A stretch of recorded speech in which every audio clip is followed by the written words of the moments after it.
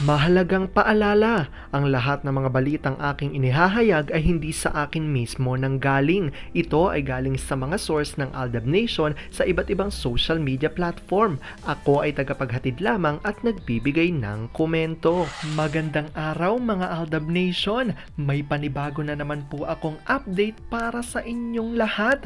Pero bago natin ito umpisahan ay huwag niyo munang kalimutan na mag-subscribe sa aking YouTube channel at i-click mo na rin ang katabing bell button para maging updated ka sa mga latest videos na i-upload ko. At kapag umabot na ng 100,000 subscribers ang aking channel, ay may sorpresa ako para sa inyong lahat.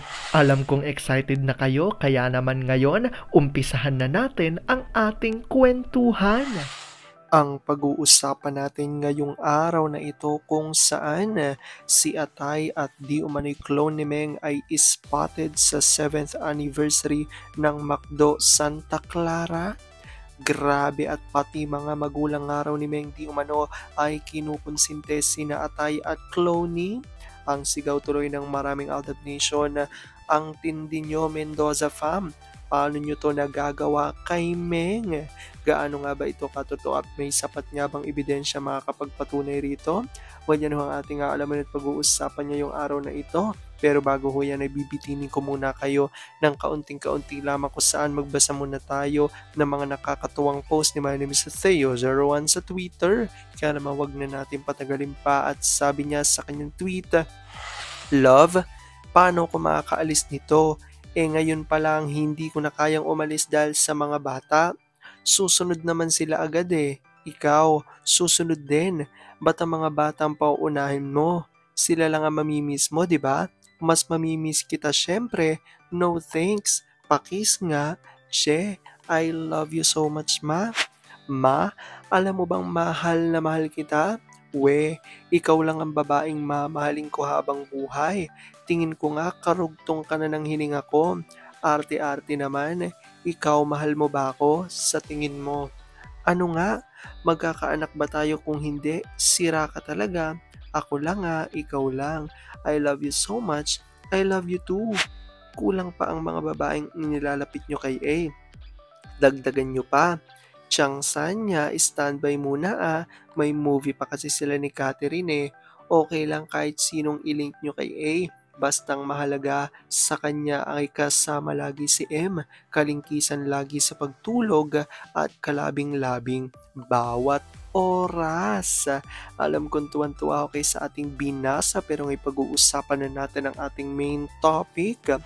Oops! Wait lang, saglit lang to. May ipapaalala lang ako para sa mga bago pa lang sa aking channel. Huwag niyong kalimutan na mag-subscribe sa aking YouTube channel at i-click niyo na rin ang notification bell para lagi kayong updated sa mga latest videos na i-upload ko at para maging parte na rin kayo ng aking Fanatics channel family. Well, alam kong super excited na kayo sa ating kwentuhan, kaya naman dumako na tayo sa ating main topic. Gaano nga ba katotoo na sina Atay at clone di umano ni Meng ay spotted sa 7th anniversary ng McDo Santa Clara? Grabe nga raw, at pati ang mga magulang ni Meng di umano'y kinukonsente raw sina Atay at Cloney. Ang sigaw tuloy ng maraming Aldab Nation, ang tindi nyo Mendoza fam, paano nyo to nagagawa kay Meng? Ano nga ba ito, gaano ito katotoo at may sapat nga bang ebidensya makakapagpatunay rito? Well, yan ang ating alamin at pag-uusapan niya yung araw na ito. Alam kong super excited na kayo, kaya naman wag na natin patagalin pa. Unang-una na nga dyan ay ang galing sa tweet ni Larry 1973, at ayon sa kanya, si Maine ba talaga? 6'1 yung akla, 5'6 lang ang height ng real Maine. Kirat pa, so alam na this. Tindi ng sikmura ng Mendoza fam. Kaya pala nilang hindi itinago ang 7th anniversary na sinamahan ng malas na mga akla. Aldab pa rin. Dahil dito ito reaksyon ni Funky Tiger. Paanong kinakaya ng Mendoza ang ganyan na alam nila na hindi nila anak yung inihaharap sa tao? Sa pics, mukhang tuwang-tuwa pa si Gwen Mulat sa clone ng anak niya. Anong klaseng ina yan? Parang ang hirap tanggapin na magagawa ng isang ina yung ginagawa niya kay M.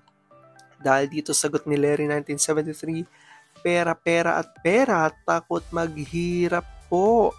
At sabi naman ni Ma'am Mila Kambal, actual height ni M ay 5'3.5 lang. Naka-flats yang M na yan, bakit ang tangkad? At si M pag nag-attend ng McDo event, naka-McDo t-shirt yan. Bakit hindi yata nabigyan ng uniform si M? Alda pa rin. Sagot ni JN Low, 5'4 lang si M. So papalitan na ba ang receipts ng McDo? Hindi na main day corp, why pics lang, why not videos? Lahat ay naka-red sa pictures. Yung owner naka-black, yung guest of honor in yellow. A&M's fave color, what are they insinuating? And isn't it is nagliliwaliw sa Europe? At ito nga ang ilan sa mga litrato kung saan ayan nga raw at makikita nga dito. Nakitang-kita naman nating lahat na si Meng nga o ang clone daw di umano ni Meng itong naka-color black na ubatin dito.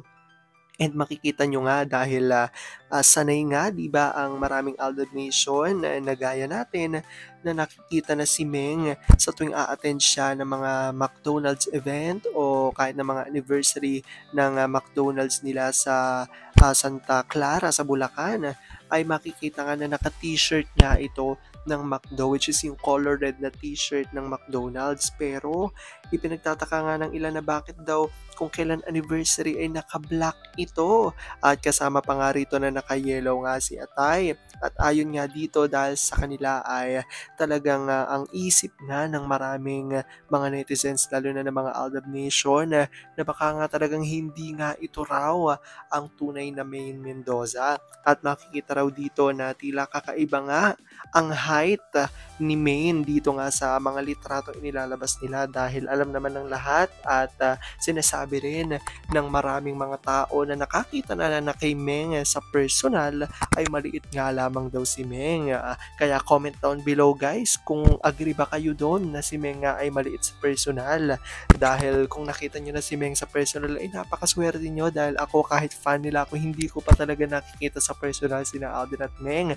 Kaya kayo makakapagsabi kung totoo nga ba na maliit lamang si Meng. Ngunit eto ngang umattend sa 7th anniversary ng McDo ng Mendoza Fam ay tila malaking araw ang height na tumutugma sa di umano'y clone ni Meng na sinasabi ng mga source ng Aldab Nation dahil alam nga ng lahat na matangkad nga raw itong ginagamit na clone ni Meng ayon yan sa mga Aldab Nation at hindi rin sila naniniwala na ito nga ang totoong Meng dahil bakit a-attend nga raw ito ng McDonald's event ng ganito ang suot tapos color black pa, 'di ba? Dahil alam naman natin na kahit si Alden kapag ito'y uma-attend sa mga McDonald's events, lalo na kapag magkasama sila ni Meng, ang sinusuot nga talaga nila ay ang color red na t-shirt ng McDonald's na makikita nga dito na suot nga ng ina ni Main Mendoza na makikita dito sa litrato na color red at may logo ng McDonald's. Kaya naman talagang mas lalong tumindi ang paniniwala ng mga Aldab Nation na hindi nga raw ito si Meng at sumasakit din ang loob ng ilan sa mga Aldab Nation dahil bakit daw ito kinakaya, di ba? Ng sariling pamilya ni Meng na gumamit pa raw ng ibang clone at bakit hindi ang tunay na Main Mendoza ang ilabas dito sa anniversary ng kanilang McDonald's at sumasama rin ang loob nila dahil kahit sariling inaraw di umano ay nagagawa ang ganitong bagay sa kanyang sariling anak. Kaya naman marami ang mga Aldab Nation ang dismayado dito nga sa mga lumalabas nga na mga proof na pumunta raw si Meng dito nga sa anniversary ng kanilang McDonald's. Ngunit alam kong kahit na ganoon ay marami pa rin sa inyo ang patuloy talaga na naninindigan at kumakapit na Aldab Nature is real. Pero sabi nga natin na kahit na ano pa man ang maging desisyon ni na Alden at Main sa kanilang buhay, karera at buhay pag-ibig ay kailangan natin silang supportan, kailangan natin itong tanggapin ng buong buo dahil yon ang kanilang deserve. At yan ang aking update for today's video.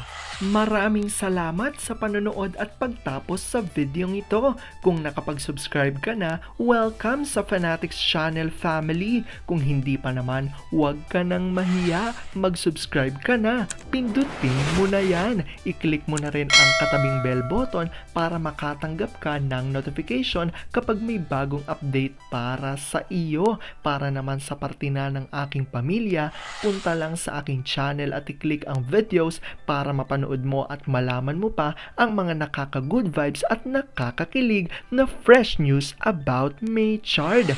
Muli, ako ho ang inyong lingkod na patuloy na maghahatid ng good vibes every day. Thank you mga Aldab Nation. Ingat!